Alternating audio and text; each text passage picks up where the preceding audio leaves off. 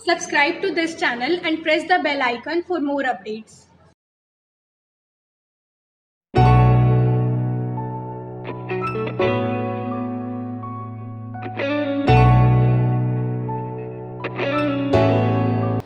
Student, आपका Shukla institute में welcome.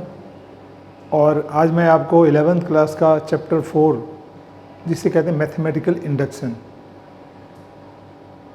ये कई स्कूलों में कटवा देते हैं। अभी शायद जो है पेपर में कोविड-19 की वजह से भी ये चैप्टर कट रहा है, लेकिन 12th में इसके ऊपर बेस्ड क्वेश्चंस हैं।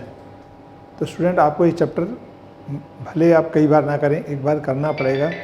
बहुत इम्पॉर्टेंट चैप्टर है, बेसिक चैप्टर है, ये आपको आना चाहिए, क्योंकि इसके ऊपर बेस्ड मैट्रिसेस में कम से कम 6-7 क्वेश्चंस हैं और बोर्ड में कभी 4 मार्क्स का आ भी जाता है। तो ये मैथमेटिकल इंडक्शन होता क्या है, पहले तो प्रिंसिपल ऑफ मैथमेटिकल इंडक्शन मैं वो आपको बताता हूँ। ये क्या principle of mathematical induction basically is a method और अ टेक्निक और a system to check out whether the given identities is true for all n, यानी जो भी आइडेंटिटीज़ है वो एक सिस्टम के अकॉर्डिंग सभी नंबर्स पे, सभी n पर ट्रू है या नहीं है। अगर वो सभी पे ट्रू है तो एप्लीकेबल है और इंडक्शन एप्लीकेबल हो जाता है। अब इसको मैं आपको 2 तरीके से बताता हूँ। इंडक्शन आया कहाँ से, क्योंकि हम देखो ह्यूमन बींग्स हैं, हमारे पास ईश्वर ने बहुत दिमाग दिया है, हम थिंकर भी हैं, नई नई चीज़ें थिंक करते हैं, इनोवेट करते हैं, और जब उनको लेकर आते हैं तो उससे क्या होता है, लाइफ हमारी चेंज हो जाती है। तो हम सोचते रहते हैं कुछ नया करने के लिए, कुछ नया करने के लिए। तो वो है क्या, वो चीज़ें मैं आपको बता रहा हूँ। देखें, वो रीजनिंग से आती है। रीजनिंग 2 तरह का है, एक इंडक्टिव रीजनिंग है, दूसरा है डिडक्टिव रीजनिंग। इंडक्टिव रीजनिंग आप जो चैप्टर 4 में पढ़ रहे हैं, प्रिंसिपल ऑफ मैथमेटिकल इंडक्शन। जो इंडक्शन है ये इंडक्टिव रीजनिंग है। इसके बाद जो चैप्टर 14 पढ़ेंगे वो मैथमेटिकल रीजनिंग है, वो डिडक्टिव रीजनिंग है। अब इंडक्टिव रीजनिंग, डिडक्टिव रीजनिंग, ये क्या होता है ये बताता हूँ मैं।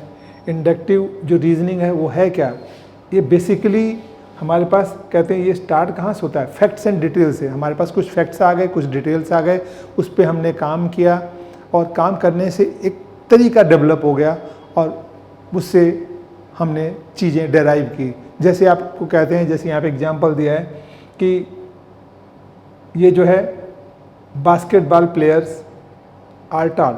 कोई भी बास्केटबॉल के प्लेयर होते हैं हमेशा लंबे होते हैं। तो ये पहला का स्टेटमेंट आया। तो दूसरा कह रहा है जयस इज़ अ बास्केट प्लेयर। तो थर्ड रीजन क्या जाएगा, जयस इज़ अ टॉल बॉय। भाई बास्केट के प्लेयर लंबे होते हैं, ये बात ठीक है। अब हम कहें कि एक जयस है, बास्केटबॉल का प्लेयर है, इसका मतलब क्या रिजल्ट आया, रिजल्ट आया वो टाल बॉय होगा। तो ये कहते हैं स्टार्ट विद फैक्ट्स, फैक्ट्स से शुरू करें और डिटेल्स पे हम पहुंच जाते हैं। तो इस तरह से मैं एक आपको और एग्जांपल देता हूं। जैसे टाइल्स होती है, आप देखते हैं टाइल्स एक लाइन में आप लगा रहे हैं, कई टाइल्स लगा दिया आपने, तकरीबन 300 टाइल्स लगी हुई हैं, और आपने कहा कि एक टाइल्स को हमने प्रेस किया, एक टाइल को खड़ी हुई है, एक टाइल को हमने प्रेस किया, और जैसे ही उसको प्रेस किया, दबाव डाला तो टाइल गिरी। अब उसके सारे जो दूसरी टाइल्स है, हम कहते हैं दूसरी टाइल भी गिरी, तो तीसरी भी गिरी। अब हम चेक करेंगे जो 300 टाइल्स थी, क्या बीच में जो है 160 नंबर, 170 नंबर क्या टाइल, 170 नंबर टाइल गिरी है, वो चेक करते हैं, वो गिरी है, तो इसका मतलब 171 नंबर वाली भी टाइल गिरी होगी।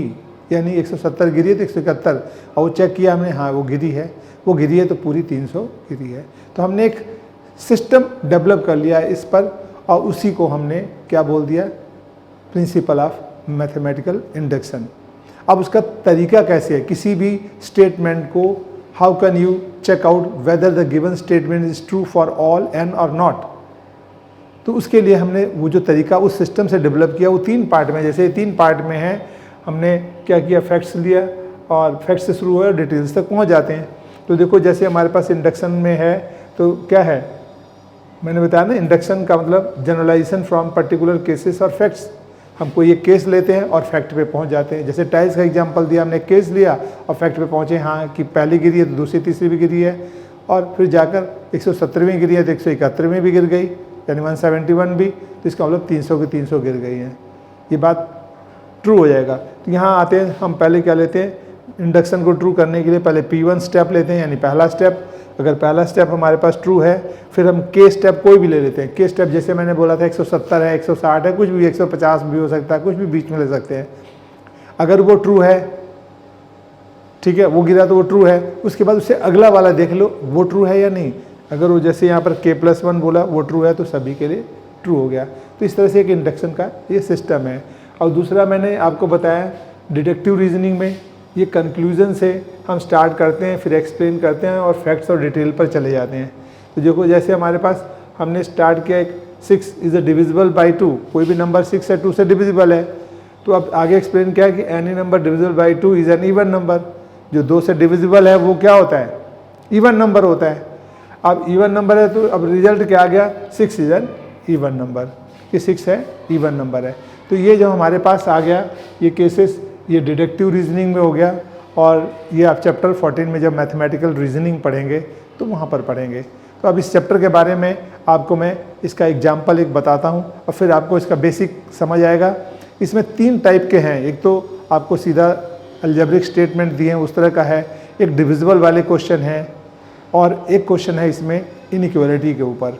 तो 3 टाइप में है, हल्का सा ही चेंज है। अगर एक आपने सिस्टम सीख लिया तो सारे क्वेश्चन निकाल सकते हैं, और तीनों के एक एक सीख लेंगे तो सारे क्वेश्चन बहुत इजीली निकाल सकते हैं। और एग्ज़ाम में ये आता भी क्वेश्चन है, 2-3 क्वेश्चन आते हैं अगर पेपर में आते हैं तो, और बहुत इंपॉर्टेंट चैप्टर है। आगे इसका कंसेप्ट आपको जानना ज़रूरी है, इसलिए स्टूडेंट्स आप इस चैप्टर को मिस नहीं कीजिएगा, चाहे एग्ज़ाम में आए ना आए, लेकिन आपको इसे पढ़ना है, अपने लिए पढ़ना है। अब स्टूडेंट देखें, आपको मैंने बताया PMI क्या होता है, उसकी डेफिनेशन एक बार रिपीट करता हूँ। प्रिंसिपल ऑफ मैथमेटिकल इंडक्शन यानी PMI इज अ सिस्टम और अ मेथड और a technique to check out whether the given statement is true for all n और नॉट, सभी पे ट्रू है या नहीं, वो चेक आउट करना होता है। तो उसमें 3 स्टेप होते हैं। ये हमारे पास ये स्टेटमेंट दिया हुआ है, यानी ये जो पूरा इसके इक्वल है, तो हमें चेक करना है कि सभी नेचुरल नंबर पर, यानी इसको PMI को प्रूव करना है फॉर ऑल एन, सभी नेचुरल नंबर पर प्रूव करना है, यानी हर नंबर पे ये ट्रू है कि नहीं है। तो उसके लिए आप देखें ये सिस्टम जो डेवलप होकर आया है, इसके लिए जो टेक्निक बना है, सिस्टम बना है चेक करने के लिए, वो क्या है, पहला बेसिक स्टेप यानी पहला फर्स्ट स्टेप ही हमें चेक करना है, डालना है ट्रू है या नहीं। वो ट्रू होता है तो उसके बाद हम K स्टेप, कोई बीच का स्टेप पे जाते हैं कि कोई भी नंबर हो गया 2, 3, 4, 5, 6, 1 के बाद कोई भी नंबर हो सकता है, 2 हो सकता है, 3, 4, 5, 10, 15, 20। फिर K+1 उससे अगला स्टेप, अगर वो भी ट्रू है तो n ट्रू हो गया। जैसे मैं कहता हूँ ये मार्कर ही है, अगर आप किसी दुकानदार के पास जाते हैं तो आप क्या करते हैं, मार्कर लेके आ जाते हैं, घर आया तो खोला, वेस्ट, ढक्कन खुल गया, या अंदर देखा तो स्याही नीचे गिर गई, इंक गिर गया, या टूटा हुआ इसका पेन पॉइंट जो है, तो वेस्ट है ना। तो आप क्या करते हैं, कोई चीज़ लेते हैं तो एक सिस्टम है, चेक करना होता है। तो आप पहले इसको देखते हैं, ठीक है, तो आप इसका पहला स्टेप आप क्या करते हैं, ये देखते हैं कि ठीक है नहीं। मानो यहीं से आपने जैसे ही उसका इस ढक्कन के कवर को टच किया और वो निकल गया, तो आप कहेंगे बेकार है, यूजलेस है, आप फेंक देंगे पेन। यानी अगर हमारा P1 स्टेटमेंट P1 डाला और ट्रू नहीं हुआ तो हम कहेंगे फर्स्ट स्टेप यानी basic step is not true, therefore induction is not applicable, यानी पहले वो फेल हो गया। अगर ये ठीक है तो आप खोलेंगे, अब ये दूसरा स्टेप हो गया, कोई बीच में हमने स्टेप चेक किया, फिर चला के देखेंगे सही चल रहा है, कहेंगे ठीक है पेमेंट करोगे ले लोगे। अगर चलेगा नहीं तो आप कहोगे बेकार है। यानी आपका पहला स्टेप ट्रू होना चाहिए, फिर K, अगर K ट्रू है तो K+1 ट्रू होता है, और K+1 ट्रू है तो उसके बाद कोई भी लास्ट वाला स्टेप आपका ट्रू हो जाएगा सभी नंबर्स पर। तो देखिए ज़रा इस क्वेश्चंस को कैसे कर रहे हैं।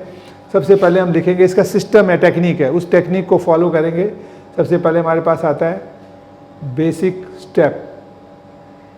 इस बेसिक स्टेप को में हम लिखेंगे पुट n इक्वल टू 1, यानी पहला स्टेप लिया हमने, जहाँ n है वहाँ पे 1 डाल दिया। अब देखें n की जगह 1 डालेंगे, इस n की जगह 1 + 1/2, तो 1 इक्वल टू 2/2, 1 इक्वल टू 1। अब देखते हैं ये दोनों साइड इक्वल हैं, यानी LHS इक्वल टू RHS है, तो हम लिखेंगे therefore P1 is true. P1 हमारे पास ट्रू हो गया। अब P1 ट्रू हो गया तो बेसिक स्टेप ट्रू हो गया, यानी पहला स्टेप हमारे पास ट्रू हो गया। अब हम आएंगे सेकंड स्टेप पर। ये फर्स्ट स्टेप है हमारे पास, सेकंड स्टेप पर आता है इंडक्शन स्टेप। इंडक्शन स्टेप में हम पुट क्या करेंगे, n equal to k, n natural number है। अब k क्या हुआ, कोई भी नंबर बीच में हो गया, ठीक है। जैसे में n नंबर है और n हम कहें 1000 है, तो 1 से 1000 तक के बीच में कोई नंबर चेक करेंगे। तो इसका मतलब हमने फर्स्ट चेक कर लिया, फिर बीच में कोई ले लो, 500 ले लो, 400 ले लो, 600 ले लो, और वो सही है तो उसे अगला वाला ले लो, वो ट्रू हो गया तो सारे नंबर ट्रू होंगे। तो हमने क्या किया, बीच में कोई नंबर लिया, यानी यहाँ पे k कुछ भी हो सकता है, 1 के बाद कुछ भी हो सकता है, 2, 3, 4, 5, 7 जो भी मर्जी हो। अब देखते हैं हम यहाँ पे डालते हैं pk 1 + 2 + 3 dash dash dash k equal to k + 1/2। जब 1 ट्रू हो जाता है, जैसे मैंने टाइल का एग्जांपल दिया कि एक टाइल आपने धक्का मारी तो दूसरी गिरी, तीसरी गिरी, वो गिरती गिरती जा रही, तो हम कहते हैं 300 टाइल है, तो हमने मान लिया 150, 160 या 170वां टाइल भी गिर गई। अब वो गिरी तो चेक करो उससे आगे वाला,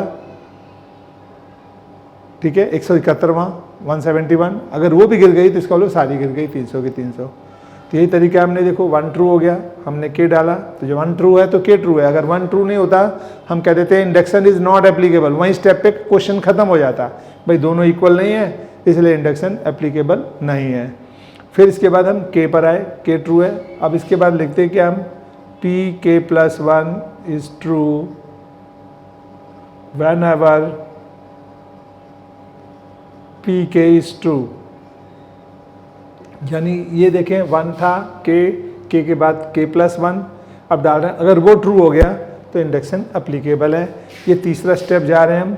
अब जहाँ n है, देखें n के प्लेस पर k + 1 डाल रहे हैं, k + 1, जहाँ पे 1, 2, 3 एज इट इज़, जहाँ n है n की जगह k + 1 आ गया, इक्वल टू n के जगह k + 1, इसमें k + 1 डाल दें, k + 1 + 1/2। तो स्टूडेंट देखें हमने क्या किया अभी तक, हमने क्या किया, जहाँ n है k + 1, n है k + 1, n है k + 1, ये डाला है क्वेश्चन में।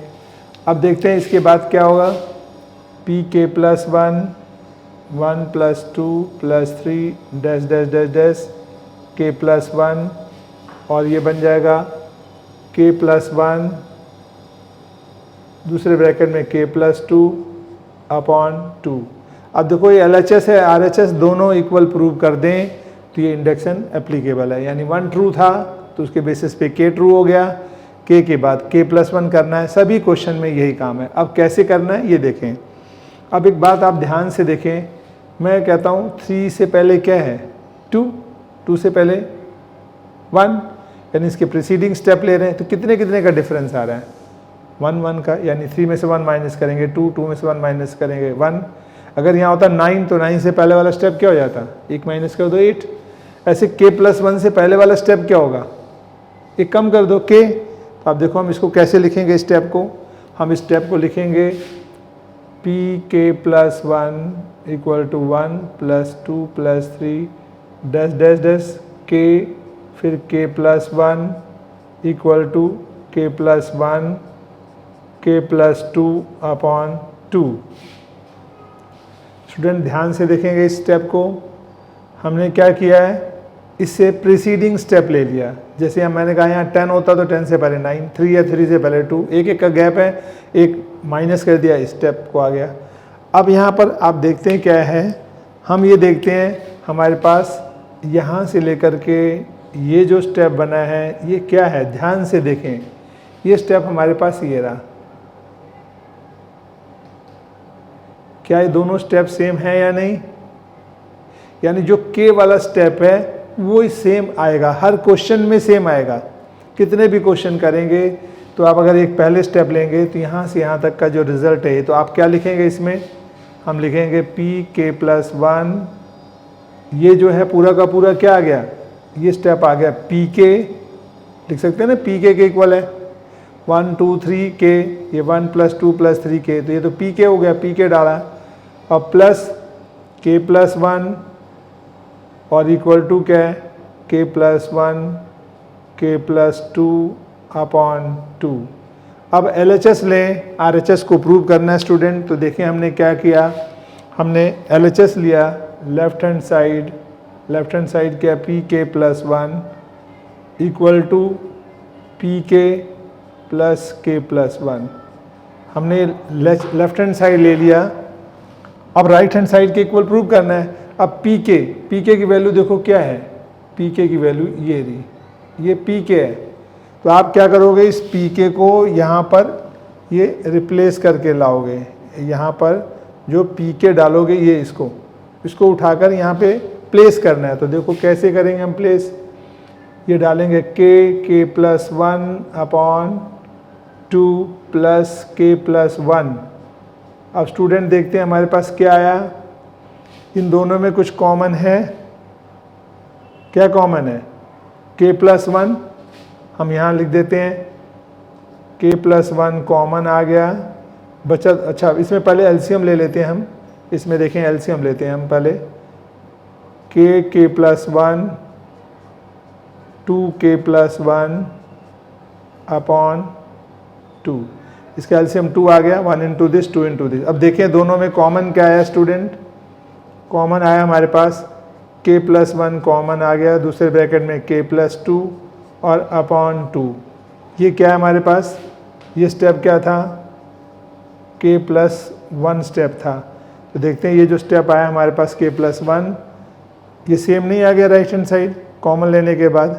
तो हम क्या कह सकते हैं इस क्वेश्चन में, हम ये बोल सकते हैं कि LHS equal to RHS, therefore P k, यहाँ पे लिखें P k plus 1 is true, पहले P k plus 1 is true,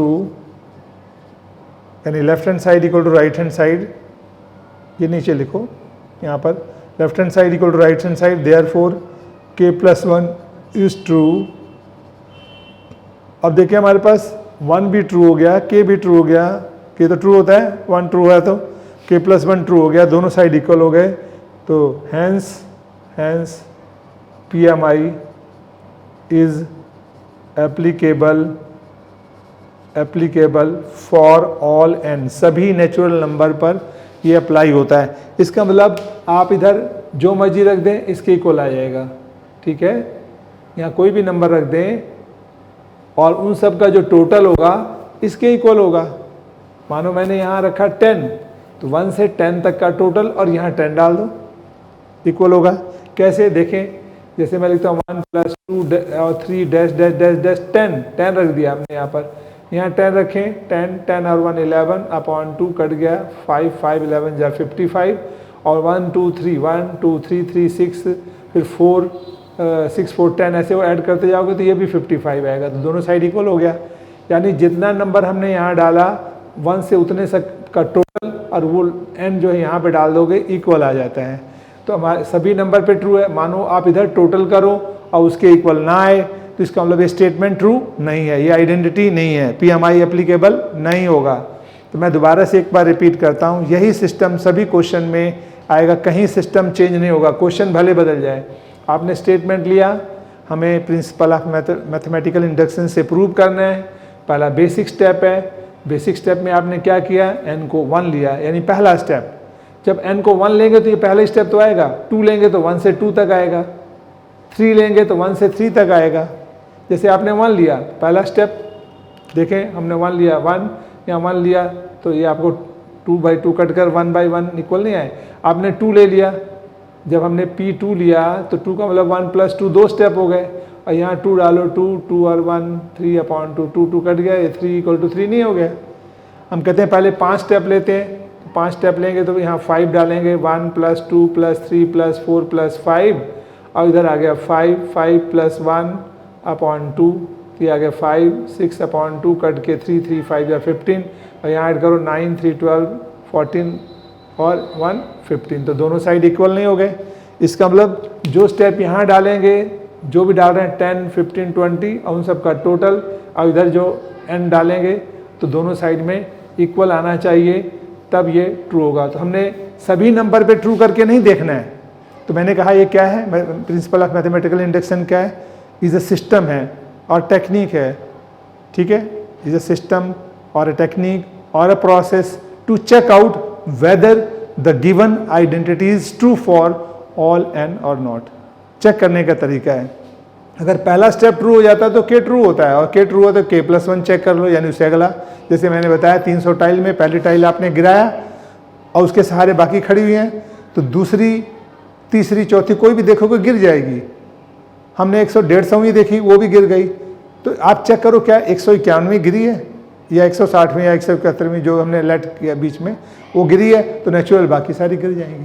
तो ऐसे यहाँ पे भी है, 1 डाला ट्रू, फिर इंडक्शन में आपने k का मतलब कोई भी नंबर हो सकता है, k2 भी हो सकता है, जैसे हमने k लिया है तो k क्या हो सकता है, 2, 3 कुछ भी नंबर हो सकता है। लास्ट में n से पहले n-1 तक कोई भी नंबर हो सकता है, कोई भी नंबर हो सकता है इससे पहले।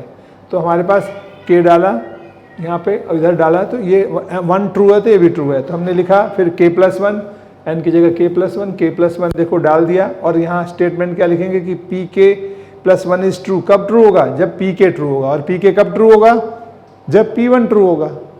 अगर p1 ट्रू नहीं तो इंडक्शन एप्लीकेबल नहीं है, तो 1 ट्रू है तो k भी ट्रू है, और उसके बेस पर k+1 ट्रू कर लिया, वो ट्रू होते ही ये इंडक्शन एप्लीकेबल हो गया, यानी सभी नंबर पे वो स्टेटमेंट स्टूडेंट ट्रू है।